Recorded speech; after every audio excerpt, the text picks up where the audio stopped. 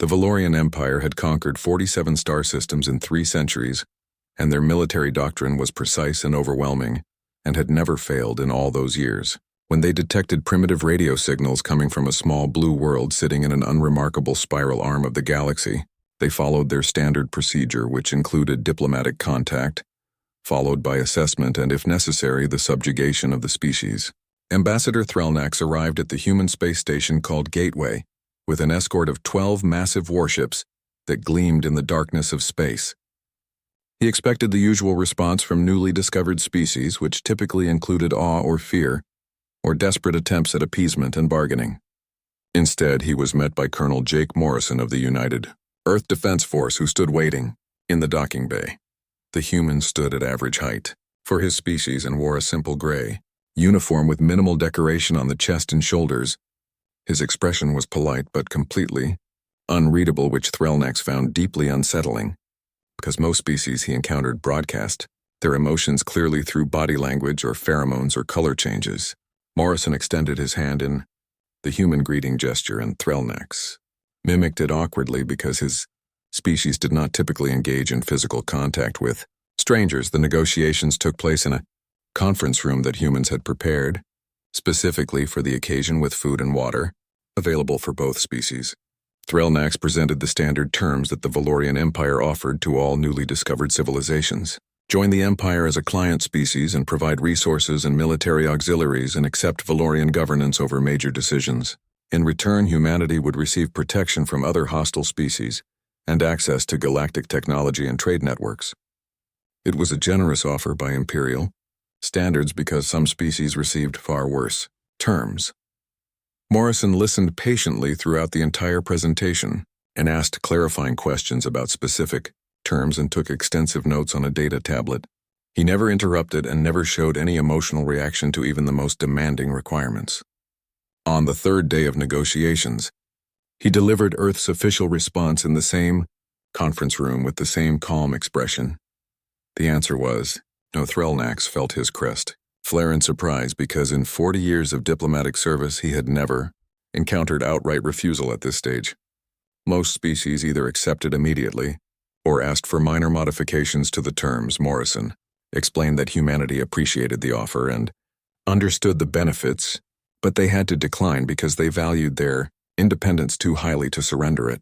Threlnax leaned forward in his seat, and his voice took on a harder edge as he explained that the young colonel seemed to misunderstand the nature of the proposal. This was not really a negotiation in the traditional sense. This was an opportunity for humanity to avoid a conflict they could not possibly win. Morrison's expression still did not change as he replied that he understood perfectly and that the answer remained no. The ambassador tried a different approach and explained the military realities. The Valorian Empire controlled 47 worlds, and their military had never been defeated in 300 years of expansion. Humanity had barely left their own star system and possessed only primitive spacecraft. Did they truly wish to test themselves against the greatest military force in this region of space? Morrison nodded and said that if remaining free required such a test, then yes, they were willing to fight. Threlnax studied the human colonel for a long moment and tried to detect any sign of bluffing or uncertainty, but found none. The human seemed to genuinely believe his species could resist the Empire. It was either courage or stupidity, and the ambassador suspected it was the latter. Threlnax departed Gateway Station the following day, and his shuttle approached the flagship where the entire battle group waited. As soon as he was aboard, he transmitted the inevitable order to the fleet commander. Prepare for military operations against the human homeworld.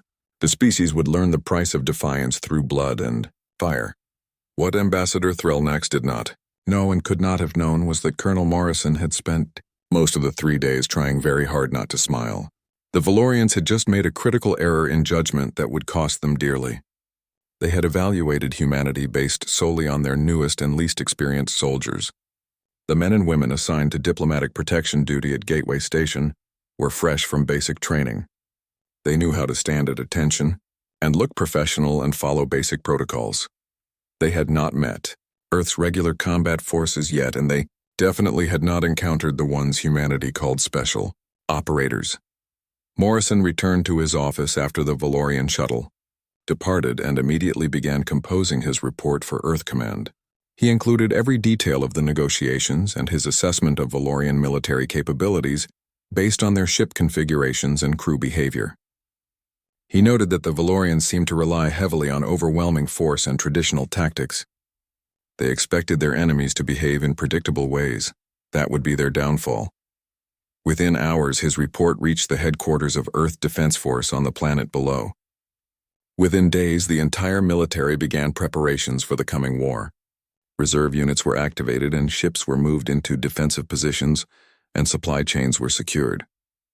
But most importantly, the word went out to thousands of soldiers across Earth and Mars and the orbital stations. The Valorians were coming and they expected an easy victory. Humanity would teach them otherwise. In barracks and ready rooms and briefing centers across human space, soldiers received the news with grim determination. These were men and women who had trained for years in every environment Earth could offer. Desert and jungle and Arctic and urban. They had practiced for scenarios ranging from conventional warfare to unconventional operations. They had studied the military history of their own species going back thousands of years and learned from every victory and every defeat. And now they would get to put all that training to use against an enemy who thought humans were primitive and weak. In a secure facility deep beneath the surface of Earth, a different kind of preparation was taking place. Men and women in unmarked uniforms gathered for classified briefings about long-term operations. These were the special operators and intelligence officers who fought wars in shadows and silence. They began studying Valorian culture and language and psychology. They analyzed supply routes and communication networks and command structures. The Valorians would bring overwhelming force to this fight, but humans would bring something the Empire had never encountered before. Centuries of brutal warfare against themselves had taught humanity how to fight and how to win, and how to make every advantage count. They had learned to be creative and ruthless and adaptable. The galaxy was about to discover why humans had spent so long fighting each other. It was because they were very, very good at it. Colonel Morrison sat in his quarters that night and thought about the coming war. He did not want to fight, and he took no pleasure in the idea of killing Valorian soldiers. But the Empire had made their choice, and now humanity would respond. He opened a message channel to his family back on Earth and recorded a short video telling them he loved them and would see them soon. Then he began preparing for battle, because that was what soldiers did. The Valorians had 47 worlds and thousands of ships and millions of troops. But humanity had something more important. They had the will to fight for their freedom, and the knowledge of how to do it effectively. Ambassador Threlnax would realize his mistake soon enough. By then it would be far too late to change course. The Valorian assault fleet arrived in the Sol system 6 weeks after the failed negotiations, and it was a sight that would have terrified most species in the galaxy. 200 warships moved in perfect formation through the darkness of space, and each ship carried hundreds of troops and enough firepower to level cities. Admiral Krelvex commanded the fleet from the bridge of his flagship called Imperial Vengeance, and he felt confident about the coming battle. This would be his 18th planetary conquest, and he expected it to follow the same pattern as all the others. The human defense fleet consisted of only 30 vessels clustered around Earth and Mars, like a small pack of animals trying to protect their den. Krelvex studied the tactical display and almost felt disappointed, because this would be over far too quickly. His strategy was straightforward and had never failed before. Destroy the orbital defenses first and then land ground forces on the major population centers and accept surrender within 48 hours. Simple and effective and proven. The Admiral gave his orders, and the Valorian fleet began moving forward in perfect synchronization with weapons charging and shields at maximum power. Every ship knew its role and its target. Then the humans did something that Krelvex had not expected at all. They scattered. Within seconds, the tight, defensive formation broke apart completely, and human ships accelerated in what seemed like random directions. Some dove toward planetary gravity wells while others raced toward the outer system. Several disappeared behind moons or into dense asteroid fields. It was chaos and disorder and nothing like proper military tactics. Krelvex frowned but maintained his composure and ordered his fleet to continue the advance. The humans were probably panicking and running away. His ships would hunt them down one by one. Then the first missile struck the Dawnbreaker amidships and tore through its shields like they were paper. Another missile hit the Relentless and exploded deep inside the hull. Then 12 more impacts rippled through his fleet in rapid succession, and alarms began screaming on every bridge. The tactical officer shouted over the noise, trying to explain what was happening. The humans had seeded the entire system with thousands of autonomous weapons platforms, small unmanned stations hiding in asteroid fields and behind moons and in orbital debris. Each platform carried only a few missiles, but there were so many of them scattered across billions of kilometers. The fleet was sailing into a trap. Krelvex ordered evasive maneuvers, but his ships were designed for formation warfare, not individual combat. They were big and powerful, but not agile.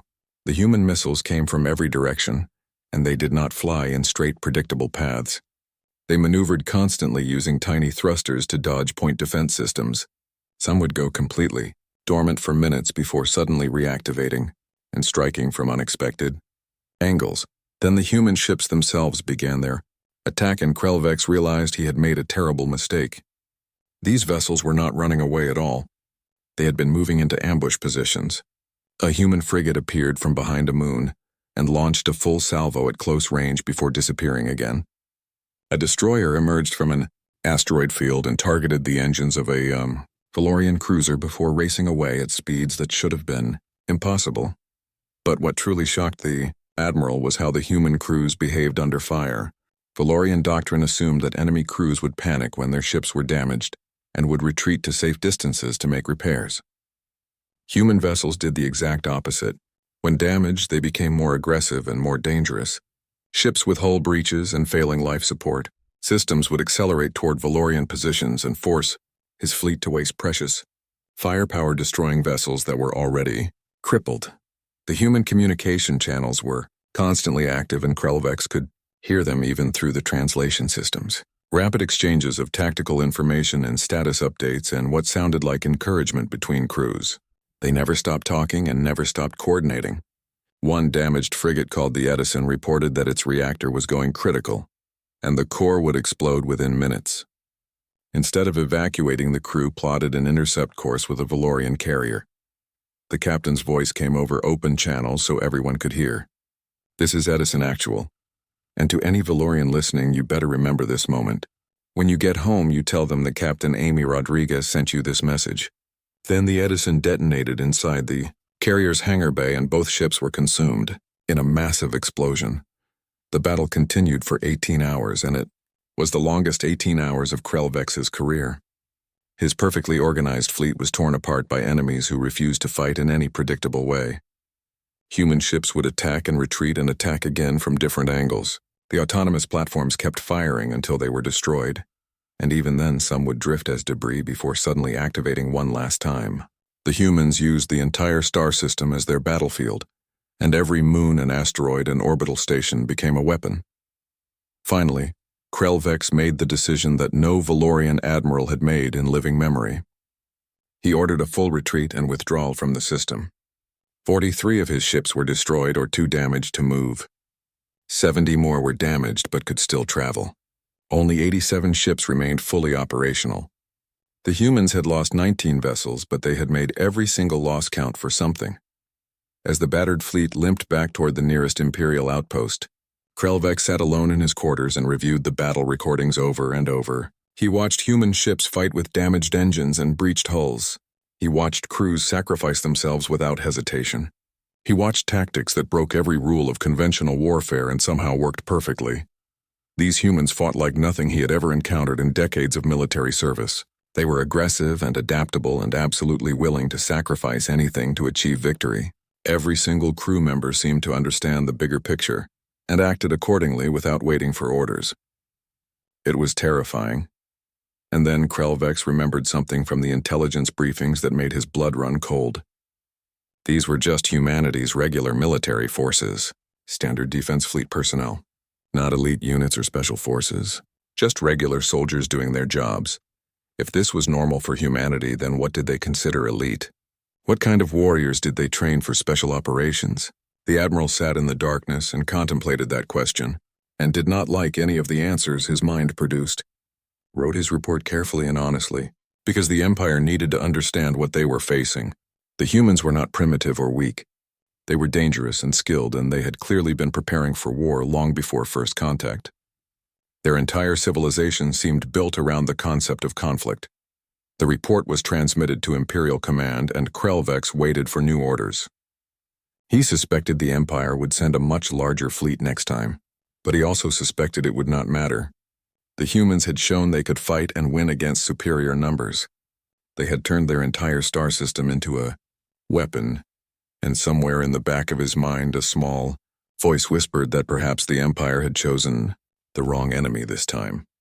The Galactic Council convened an emergency session 2 months after the Battle of Sol, and the massive chamber on Nexus Prime station was filled with representatives from dozens of species.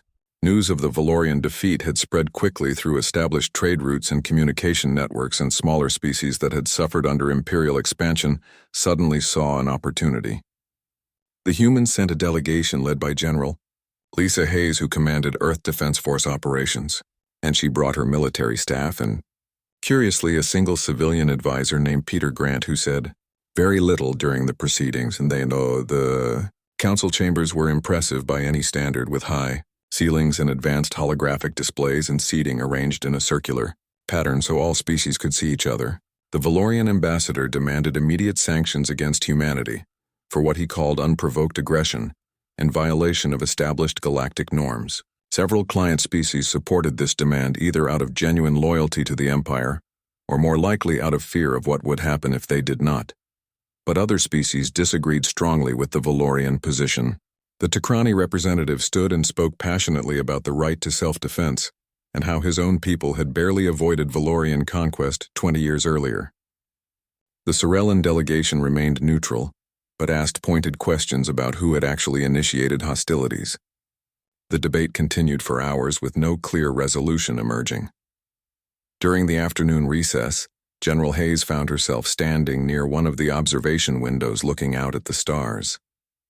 Ambassador Velkan of the Sorellan Federation approached her with the casual manner of someone who wanted to chat informally. The Sorellans were one of the older spacefaring species and known throughout the galaxy for their diplomatic skill and political wisdom. Velkan commented that humanity had fought well in the recent battle and their tactics were impressive. Hayes thanked him politely and said her people had done what was necessary. The ambassador nodded, but his expression became more serious as he explained that she must understand the reality of the situation. The Valorians would not accept this defeat quietly. They would return with overwhelming force and thousands of ships and resources that humanity could not possibly match. Hayes replied calmly that Earth was prepared for that possibility and had contingency plans in place. Velkan studied her face for a moment and seemed about to say something else when he stopped mid-sentence. His gaze had shifted to Peter Grant, who was standing quietly near the far side of the observation deck watching the stars and occasionally making notes on a data tablet. The Sorellan's expression changed in a way that Hayes could not quite identify, and he asked who that man was. Hayes followed his gaze and explained that Peter was a civilian advisor who helped with strategic planning for unconventional operations. Velkan asked what kind of strategic planning, and his voice had taken on an odd quality. Hayes shrugged and said mostly theoretical stuff about unconventional operations and alternative approaches to problems. Peter was useful in planning meetings because he asked interesting hypothetical questions that helped the military staff think creatively. Velkan continued staring at the quiet man across the room and finally said something that surprised Hayes. The ambassador explained that he had been a diplomat for 40 years and served in dozens of different star systems. In that time, he had learned to read people and sense danger and evaluate threats. That man standing over there by the window was the most dangerous person he had ever been in the same room with in his entire career. Hayes actually smiled at that and told him Peter was completely harmless. He mostly UST sat in planning meetings and asked weird hypothetical questions and drank too much coffee. Velkan asked what kind of questions, and Hayes explained. Things like, if we needed to disable a planetary shield generator, how many people would we need? Or what would happen if someone hacked into the enemy supply chain database and changed all the shipping routes? Or how long could a small team survive behind enemy lines with minimal supplies? Just theoretical scenarios for training purposes. The Sorellan's skin went visibly pale, which was remarkable because his species did not typically show emotion that way. He turned to Hayes and spoke very carefully. "General Hayes, I do not know what special forces means in human terminology, but I am absolutely certain that man is one of them." Hayes kept her expression neutral and said that Peter was not special forces at all. This was technically true because Peter Grant was not an operator himself. He was the Deputy Director of Strategic Operations Command, which was the organization that coordinated all of Earth's special warfare units and intelligence operations. But Hayes saw no reason to explain that particular distinction to a foreign diplomat. The council session resumed after the recess and continued for 2 more days of debate and argument and political maneuvering. Eventually, they reached a stalemate, which was probably the best outcome humanity could have hoped for. No sanctions against Earth, but also no formal recognition of their sovereignty. The situation would remain unresolved until the Valorians and humans worked things out between themselves. What the Galactic Council did not know and would not discover for months was that during those 2 days of debate, several interesting events had occurred across Valorian space. 3 separate military installations experienced catastrophic computer failures that shut down their operations for weeks. Supply shipments heading to forward bases were mysteriously rerouted to wrong destinations. An entire convoy of ammunition transports ended up at a logistics depot that had been abandoned years ago. 6 high-ranking Imperial officers received anonymous messages containing detailed information about their secret financial accounts and some questionable transactions. 2 of those officers resigned, suddenly citing health problems. 4 Valorian intelligence operatives working undercover in neutral systems were quietly arrested by local authorities who somehow knew exactly who they were and what they were doing. A prototype warship under construction at a classified shipyard suffered a critical structural failure during testing that set the program back by at least a year. The failure was blamed on faulty materials, but no one could explain how those materials had passed multiple inspections before installation. Peter Grant returned to Earth, having never raised his voice during the entire council session and never made a single threat to anyone. He filed his detailed report with Strategic Operations Command and returned to his small office, where he continued asking his theoretical questions and drinking too much coffee. The galaxy was slowly beginning to understand something important about humanity. Their regular military forces were absolutely terrifying in open combat and conventional warfare. But there were others who operated quietly in shadows and fought wars that most species had never even imagined were possible. These operators did not wear uniforms or march in parades or appear in official reports.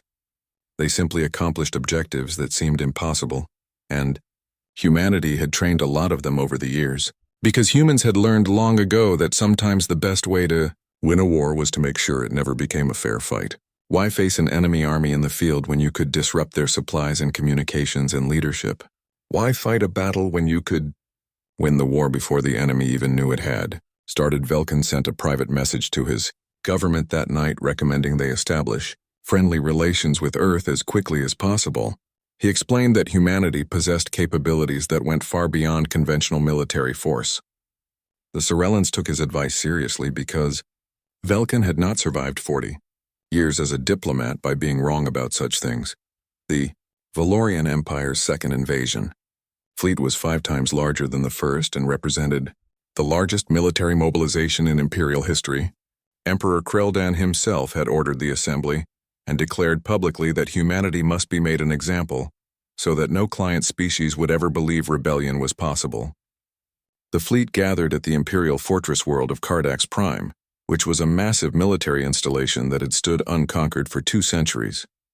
It would serve as the staging ground for the final campaign against Earth, and everyone expected total victory. At least that was the plan before things started going wrong. On the night before the fleet's scheduled departure, a maintenance worker named Danny Cooper reported for his usual shift at the fortress's main reactor complex. Danny had worked at Cardax Prime for 3 years, ever since he had been transferred from another Imperial facility in a routine personnel rotation. He was quiet and competent and did his job well, and nobody paid him much attention because maintenance workers were basically invisible to most military personnel. Danny was not actually a maintenance worker at all. He was a master sergeant in the Earth Defense Force's Special Activities Division, and he had been living undercover at Cardax Prime for 18 months. He had volunteered for the mission knowing full well that he might never return home and might never see his family again. But someone needed to be in position when the time came, and Danny had the right skills and training. Over those 18 months, Danny had carefully mapped every critical system in the fortress. He identified security weaknesses and guard rotation patterns and backup protocols. He made friends with other maintenance workers and learned their routines. He slowly and carefully prepared for a mission that he knew would only get one chance to succeed. Tonight was that chance. At 0300 station time, Danny accessed a maintenance tunnel that led directly to the reactor control systems. His forged credentials got him through the first 3 security checkpoints without any problems, because he had spent months making sure those credentials were perfect. At the 4th checkpoint, he encountered a guard who was not part of the usual rotation, and Danny felt his heart rate increase slightly. The guard looked at Danny's identification badge and asked what he was doing in this section so late. Danny smiled casually and explained there was a report of a pressure fluctuation in Sector 7. Probably nothing serious, but regulations required someone to check it out personally. The guard studied him suspiciously and said he had not been informed of any maintenance work tonight. Danny shrugged and said it was a last-minute call that came in about an hour ago. The guard could check with Central Command if he wanted, but they would probably be annoyed about being woken up for a routine inspection. The guard hesitated and looked at his data pad and then back at Danny. Finally, he waved him through with a warning to be quick about it. Danny continued into the reactor complex, keeping his pace steady and casual even though every instinct screamed at him to hurry.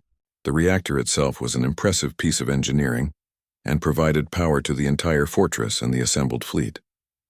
It was also, if you knew exactly what you were doing, potentially vulnerable to a very specific type of failure. Danny placed 7 small devices at carefully chosen points around the cooling system. Each device was simple and contained nothing that would look suspicious if discovered. Just modified timers and valve controls that could have been spare parts, but in the right sequence and at the right locations they would create a cascade failure that would look exactly like a natural system malfunction caused by worn components. He finished the placement in 12 minutes and made his way back through the tunnels. The same guard was still at checkpoint 4 and asked if everything was okay. Danny smiled and said it was a false alarm and the readings were completely normal. He apologized for bothering the guard and headed back to his quarters. Once there, Danny composed a routine personnel file report about equipment inspections and buried a coded message in the metadata. The message was simple and said package delivered. Then he tried to sleep but could not because he knew what was coming. 8 hours later, as the invasion fleet prepared for departure, the fortress reactor went into emergency shutdown. Alarms screamed throughout the facility and technicians rushed to determine the cause. The failure appeared to be a combination of worn components and bad timing. It would take at least 3 weeks to repair and possibly longer. The fleet departure was delayed indefinitely. Then other problems started appearing across Imperial space. A food storage facility on a supply world experienced refrigeration failures, and thousands of tons of rations spoiled. An ammunition depot reported major inventory discrepancies that required a complete audit. 3 transport ships developed engine troubles that grounded them for weeks. Each incident by itself seemed like normal mechanical failure or human error. Together they created chaos in the Imperial logistics network. Danny Cooper never made it off Cardax Prime alive. Security investigators eventually pieced together enough anomalies to identify him as a potential saboteur. They came for him 6 days after the reactor. Our incident. Danny was in his quarters when they arrived and he knew immediately what was happening when he heard boots in the corridor. He had prepared for this possibility and accepted it. Danny triggered a final encrypted transmission that contained everything he had learned about Valorian military operations. Then he made sure the security team could not take him alive because he would not give them the satisfaction and would not risk revealing anything under interrogation. The security report listed his death as resisting arrest. The Valorian investigators never fully understood how one human maintenance worker had caused so much damage. They did not know about the months of preparation, or the specialized training, or the absolute dedication to the mission. When word of Danny's death reached Earth, General Hayes read the report alone in her office. She was silent for a long time, and her aide who brought the news waited quietly. Finally, Hayes said that Danny had known this was a one-way mission when he volunteered. Her aide replied that they all knew. Every single special operator who went deep undercover knew they might not come back. And they did it anyway because someone had to. Hayes made a personal call to Danny's family that evening. She told them their son had died serving his planet, and his sacrifice had saved countless lives. She did not tell them the details because those were classified, but she made sure they understood he was a hero. Across the galaxy, 17 other special operations personnel continued their long-term missions. Some were saboteurs like Danny working to disrupt Imperial logistics. Others were intelligence gatherers building networks of informants and sources. A few specialized in direct action when necessary. They all operated alone or in small teams deep in enemy territory, with no backup and no support.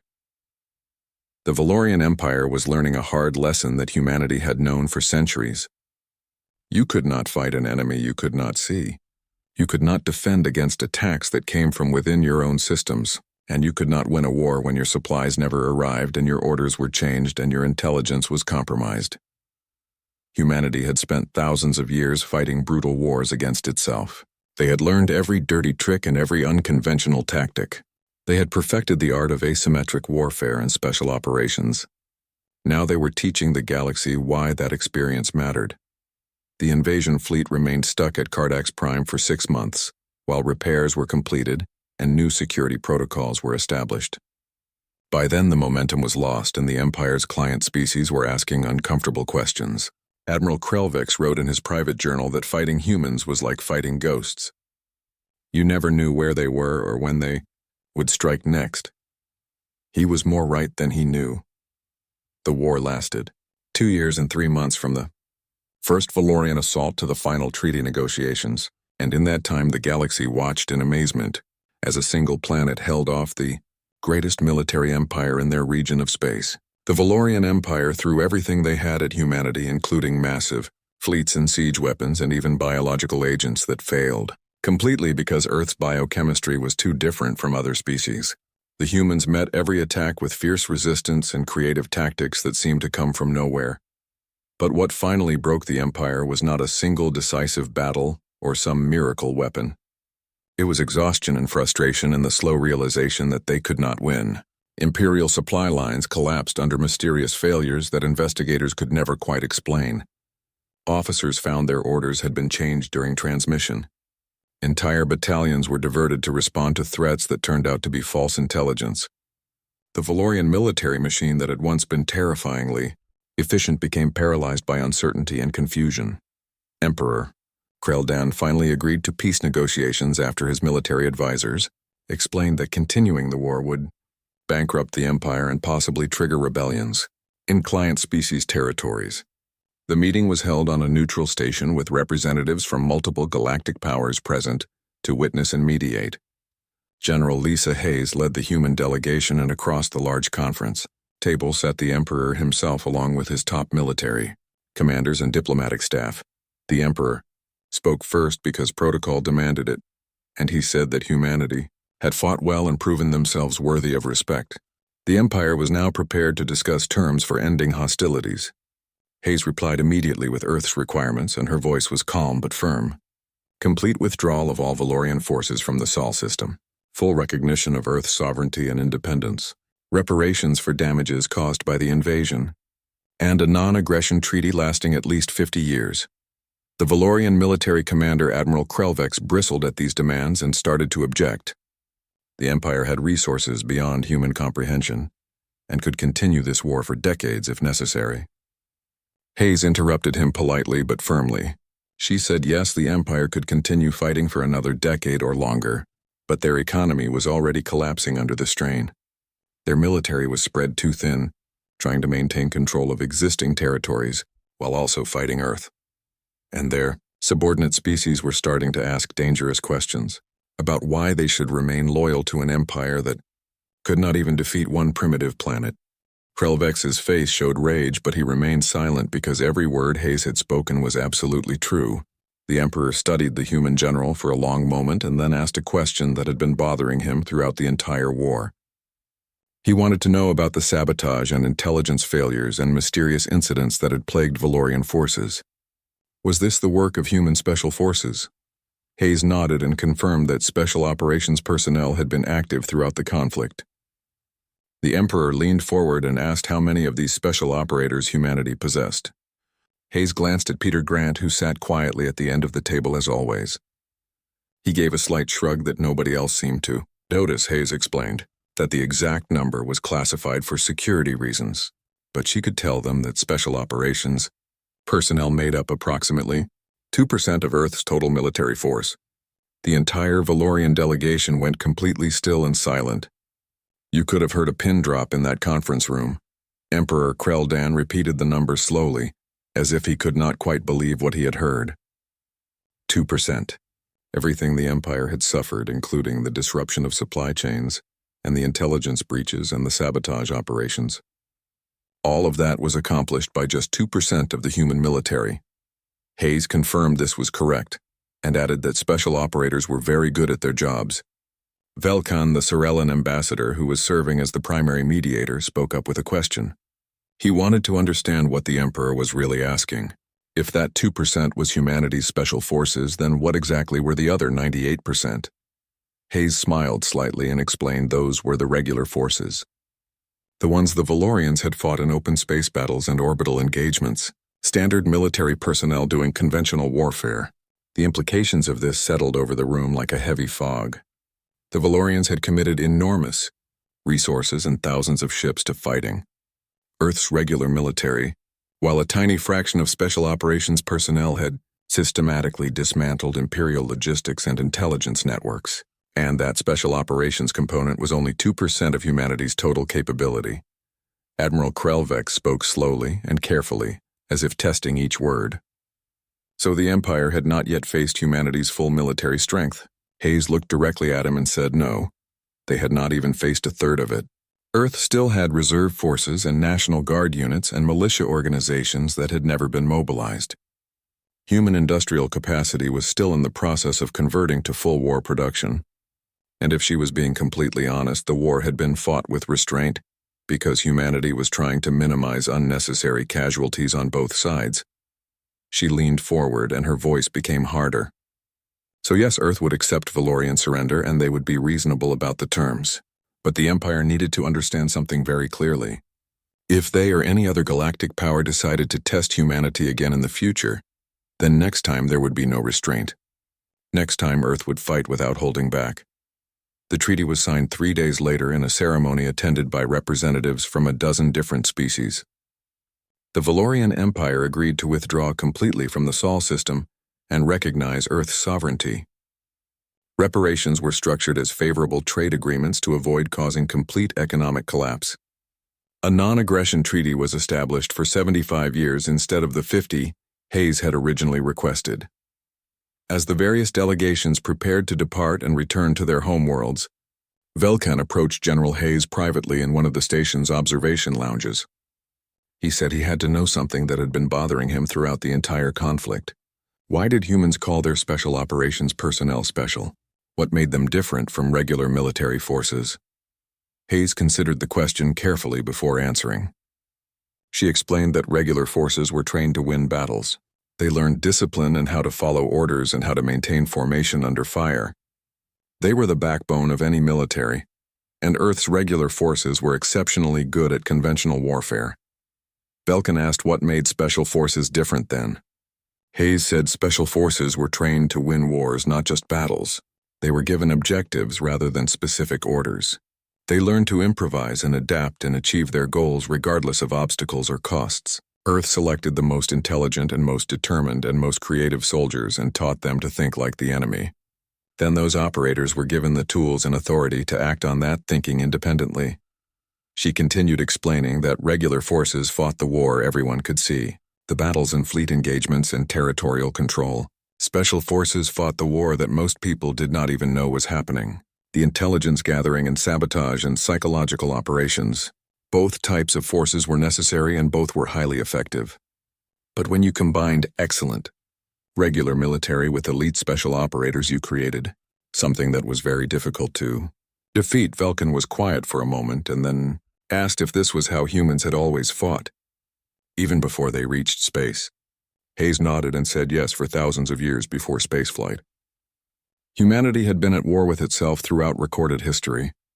They had learned every possible lesson about warfare the hard way and usually multiple times. By the time humans finally reached the stars, they had already perfected the art of organized violence. The Sorellan ambassador looked out at the stars visible through the observation window. He said quietly that he was very glad humanity had chosen to be peaceful with other species. Hayes smiled and agreed. But it was good that the galaxy now understood what would happen if that choice ever changed. The word spread quickly through galactic civilization after the treaty was signed. Humanity had defeated the Valorian Empire through tactical brilliance and efficiency. Their regular forces were formidable.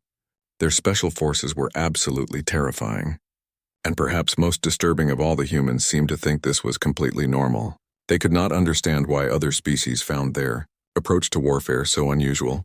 The galaxy decided, collectively and without much debate, that being humanity's friend was much better than being their enemy.